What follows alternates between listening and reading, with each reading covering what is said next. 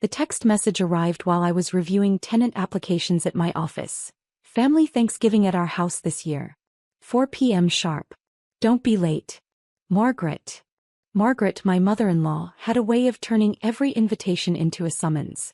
After 3 years of marriage to her daughter Emily, I'd learned that family gatherings were less about gratitude and more about establishing pecking orders within the Collins family hierarchy. I locked my desk drawer containing lease agreements for my 34 rental properties and headed home to pick up Emily. She was waiting in our modest apartment, looking beautiful in the burgundy dress she'd chosen specifically because it makes Mom happy when I make an effort. Ready for the annual interrogation? Emily asked, only half joking as we drove toward her parents' suburban neighborhood. I've survived 2 years of it. I think I can handle one more. What Emily didn't know, what none of her family knew, was that I owned the property management company that handled their rental house, along with dozens of others throughout the city. Sterling Property Management had been quietly successful for 6 years, but I preferred keeping my business private. It eliminated complications in personal relationships and allowed me to assess people's character without the filter of their financial motivations. The Collins family had always been status-conscious in a way that felt performative. Margaret worked as a bank teller but spoke as if she were a regional manager. Emily's father Robert managed a small auto parts store but presented himself as a business owner. Emily's brother Derek was a part-time personal trainer who described himself as a fitness entrepreneur. They lived in a rented 4-bedroom house in an upscale neighborhood, driving leased cars and maintaining appearances that required constant financial juggling. None of this was inherently problematic, except for their need to position themselves as superior to anyone they perceived as less successful. Since I appeared to be a regular property management employee living in a small apartment, I'd become their favorite example of insufficient ambition and limited prospects. We arrived at 4:03 p.m. to find cars already filling the driveway. Derek's leased BMW, Aunt Patricia's nearly new Lexus, Cousin Brandon's lifted truck. I parked my reliable Honda Civic behind the garbage cans, maintaining my role as the family's cautionary tale. There's the renter, Derek announced as we entered the foyer, his voice carrying the fond condescension reserved for amusing family failures. Still living in that tiny apartment downtown? Still enjoying the convenience of urban living, I replied, hanging my coat in the closet. Margaret emerged from the kitchen wearing the forced smile she reserved for greeting people she tolerated rather than welcomed. James, so good of you to join us. Emily, darling, you look lovely. The message was clear. Emily was family, I was a guest whose attendance was noted rather than celebrated. The house smelled like turkey and Margaret's signature passive aggression. Family members clustered in the living room, catching up on gossip and comparing recent purchases.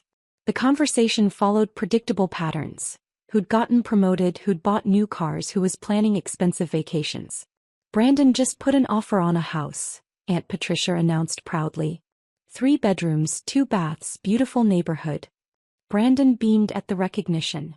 At 28 he'd finally scraped together a down payment for a starter home, an achievement the family was treating as evidence of superior life planning. That's wonderful, Emily said genuinely. Homeownership is such an important milestone. Exactly, Margaret interjected, shooting a meaningful look in my direction. Building equity instead of throwing money away on rent. Creating stability for the future. I nodded politely, having learned that defending renting as a valid lifestyle choice only provided fuel for lectures about real estate investment and building generational wealth.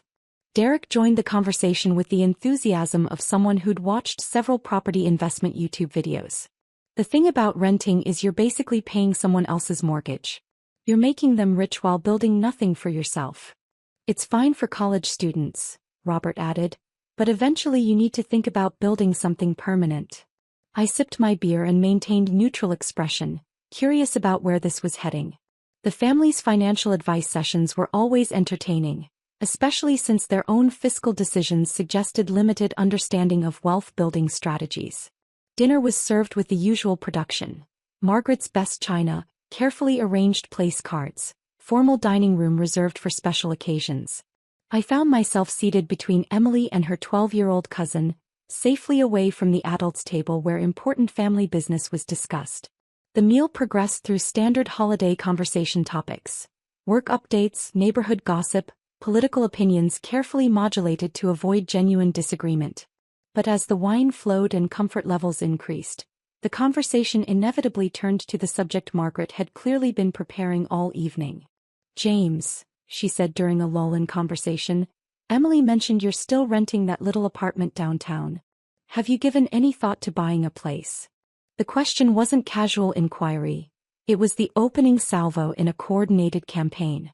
I could see Emily tense beside me, anticipating the familiar pattern of her family's helpful advice. "We've discussed it," I said diplomatically. "The apartment meets our needs right now." "But it's so small," Margaret continued. "And expensive, I'm sure. Downtown rent prices are outrageous. You could probably get a mortgage payment for less than what you're paying in rent." Derek nodded sagely. "Plus you'd be building equity instead of just throwing money away." Robert joined the offensive. "A man needs to think about providing stability for his wife. Emily deserves a real home, not some temporary rental situation." I felt Emily's hand touch mine under the table, a small gesture of support that reminded me why I tolerated these gatherings. "Real estate is the foundation of financial security," Aunt Patricia added. "People who rent their whole lives never build wealth." Margaret's expression suggested this was exactly the opening she'd been waiting for. "That's what worries me about Emily's future. She's 32 years old, married to someone who doesn't seem interested in building anything permanent." The room fell quiet except for the soft clink of silverware against china. Even the 12-year-old seemed to sense that adult drama was unfolding. "Mom," Emily said quietly, "James and I are happy with our living situation." "Happiness doesn't pay for retirement, sweetheart. Your father and I worked hard to build equity in our home.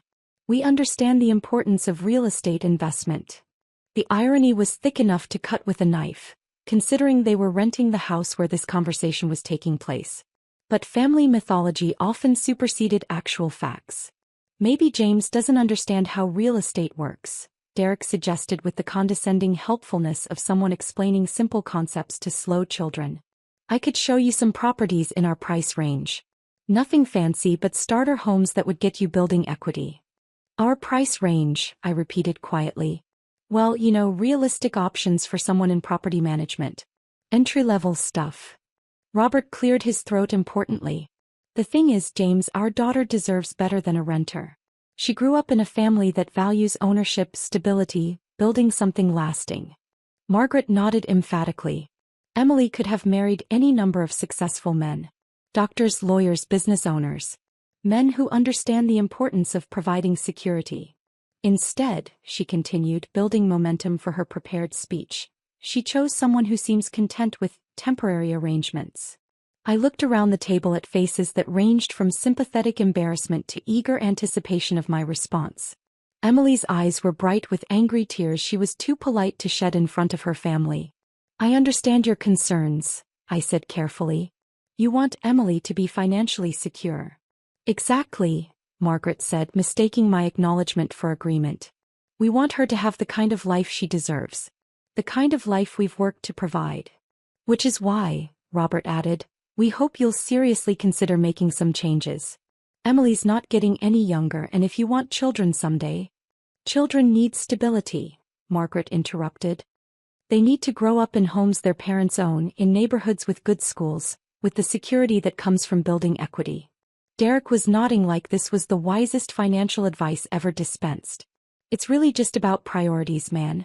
Do you want to spend your whole life making other people rich, or do you want to build something for your own family?" The question hung in the air like a challenge. I could feel the family's collective expectation that I would either defend my rental lifestyle or promise to change my obviously flawed approach to financial planning. "You're right about priorities," I said finally. "Building security for Emily is definitely important to me." Margaret's expression brightened, mistaking my agreement for capitulation. "I'm so glad you understand. We were beginning to worry that you didn't take these things seriously." "Oh, I take real estate very seriously," I assured her. "Good," Robert said. "Because a man who can't provide basic homeownership isn't ready for marriage, in my opinion." "A renter will always be at someone else's mercy," Aunt Patricia added. "Landlords can raise rent, refuse to renew leases, sell properties. Tenants have no control over their housing situation." I nodded thoughtfully. Landlords do have a lot of power in those relationships. Exactly, Margaret said triumphantly. Which is why homeownership is so important. You need to stop making excuses and start taking action. Emily had been quiet throughout this exchange, but now she spoke up with barely controlled anger. Mom, you're being incredibly rude. James works hard and our living situation is none of your business. It becomes our business when our daughter is married to someone who won't provide basic security, Margaret replied. Emily, you deserve a husband who can buy you a real house. What exactly defines a real house? I asked, genuinely curious about her criteria. Something permanent, Derek answered. Something you own instead of rent. Something that builds equity and provides stability. Something like this house? I gestured around the dining room. Exactly, Margaret said proudly. Robert and I understand the importance of real estate investment. We've built equity in this property for 8 years. I paused, looking around the table at expectant faces waiting for me to acknowledge their superior financial wisdom. That's interesting, I said slowly. Because according to my records, you've been renting this house for 8 years, not building equity. The silence was immediate and complete. Margaret's fork stopped halfway to her mouth. Robert's confident expression flickered with confusion. What do you mean? Derek asked. I mean your rent checks come to Sterling Property Management every month. Have for 8 years. Along with the late fees when payments arrive after the 5th. Margaret's face went through several color changes as she processed what I'd said. That's impossible. How would you know about our rent payments? Because I own Sterling Property Management. This house along with 33 others throughout the city. The revelation hit the table like a physical force. Derek dropped his fork with a clatter. Aunt Patricia choked on her wine. Robert stared at me as if I'd announced I was actually an alien visitor. You can't, Margaret whispered. You work in property management. You rent an apartment. I own a property management company. I choose to rent an apartment because I travel frequently for business and prefer investing my money in properties rather than personal residences. Emily was staring at me with a mixture of shock and something that might have been admiration. You own this house? I own this house, I confirmed. Purchased it as an investment property 9 years ago. Your parents have been excellent tenants, generally speaking. The word tenants seemed to hit Margaret like a slap. But you said, you never mentioned. You never asked what I did for work. You assumed I was an employee rather than a business owner, and I saw no reason to correct that assumption. Robert found his voice, though it came out strangled. How many properties did you say you own? 34 rental properties. 12 single-family homes, 18 duplexes for small apartment buildings. Total portfolio value approximately $12.7 million. The number seemed to physically impact the family. Derek's mouth hung open. Aunt Patricia had gone completely pale. This is impossible, Margaret insisted. If you were wealthy, you'd live differently. You'd have a nice car, expensive clothes, a big house. I have a reliable car, quality clothes, and I can afford any house I want. I choose to live modestly because flashy displays of wealth don't interest me. I looked around the table at faces struggling to process this information. The apartment Emily and I share downtown? I own the building. We live there because it's convenient and because I prefer investing surplus income in additional properties rather than personal luxury. Just then the doorbell rang. Margaret jumped as if she'd been shot, still reeling from the revelations about my business ownership. I'll get it, Robert mumbled, clearly grateful for any excuse to leave the table. We could hear voices in the foyer, then Robert's footsteps returning with increasing speed. Margaret, he called from the doorway, his face ashen. There's someone here to see us. Behind him appeared a woman I recognized as Karen Martinez, my assistant property manager who handled tenant communications and payment processing. Mr. and Mrs. Collins, Karen said professionally, I apologize for interrupting your dinner, but we need to discuss your overdue rent payment. Margaret looked like she was going to faint. Overdue. Your November payment was due on the 1st with a grace period until the 5th. Today is November 23rd and we still haven't received payment. According to our records, this is the 4th late payment this year. Derek was looking back and forth between Karen and me with dawning comprehension. Wait, she works for you? Karen manages day-to-day tenant relations, I confirmed. including payment collection and lease enforcement. Karen continued her professional presentation, unaware of the family drama she'd interrupted. Mr. and Mrs. Collins, your lease includes a clause about chronic late payments. 4 late payments in a calendar year triggers a lease review process. Robert slumped into his chair. We can pay tomorrow. I just need to transfer some funds. That's what you said last month, Karen replied, consulting her tablet. And the month before. Sterling Property Management has been very patient, but we need to see consistent on-time payments going forward. Margaret was staring at me with an expression I couldn't quite read. Horror, embarrassment, and perhaps the beginning of understanding. Karen, I said quietly, this is my wife's family. Perhaps we could discuss payment arrangements after dinner. Karen's professional demeanor flickered with surprise. Of course, Mr. Sterling. I didn't realize. I'll wait in the car. As Karen left, the dining room fell back into complete silence.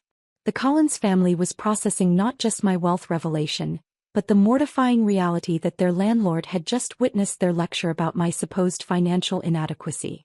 You're Sterling, Emily said slowly. Sterling Property Management.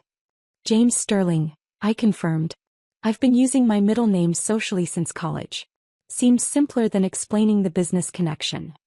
Margaret found her voice, though it came out as barely a whisper.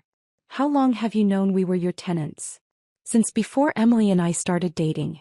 I recognized the address when she gave me directions to pick her up. And you never said anything? What was I supposed to say? Hi, I'm dating your daughter and I'm also your landlord? That seemed like it would complicate things unnecessarily. Derek was shaking his head in disbelief.